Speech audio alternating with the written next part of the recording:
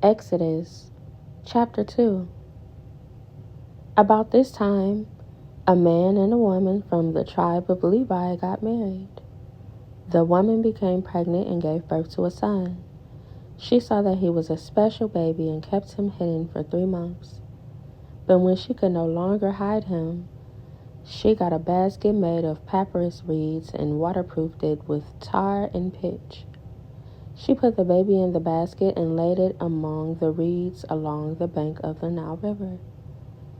The baby's sister then stood at a distance, watching to see what would happen to him. Soon, Pharaoh's daughter came down to bathe in the river, and her attendants walked along the riverbank.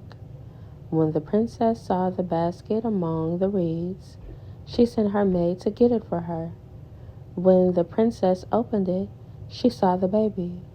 The little boy was crying, and she felt sorry for him. "This must be one of the Hebrew children," she said. Then the baby's sister approached the princess.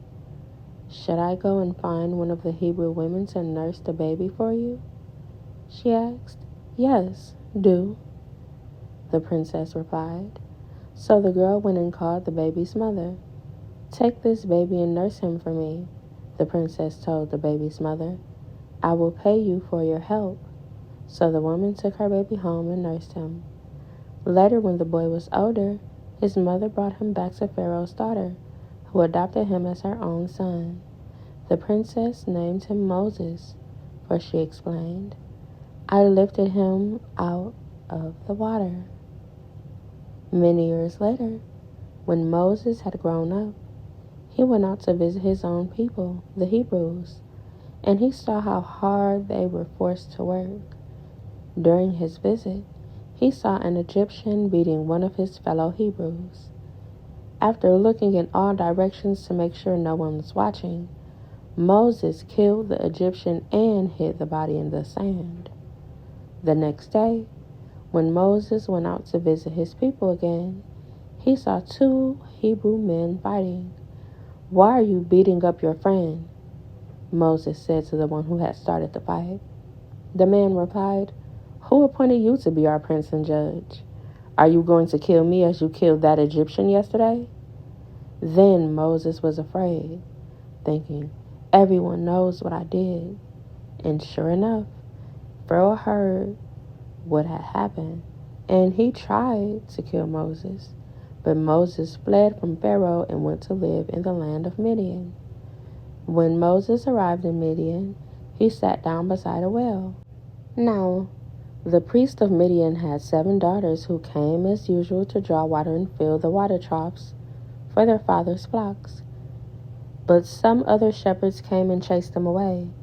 So Moses jumped up and rescued the girls from the shepherds. Then he drew water for their flocks. When the girls returned to Reuel, their father, he asked, "Why are you back so soon today?" "An Egyptian rescued us from the shepherds," they answered. "And then he drew water for us and watered our flocks." "Then where is he?" their father asked. "Why did you leave him there? Invite him to come and eat with us." Moses accepted the invitation, and he settled there.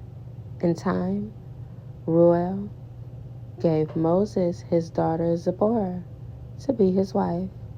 Later she gave birth to a son, and Moses named him Gershom.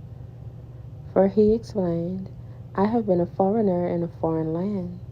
Years passed, and the king of Egypt died, but the Israelites continued to groan under their burden of slavery. They cried out for help, and their cry rose up to God. God heard their groaning, and he remembered his covenant promise to Abraham, Isaac, and Jacob. He looked down on the people of Israel and knew it was time to act.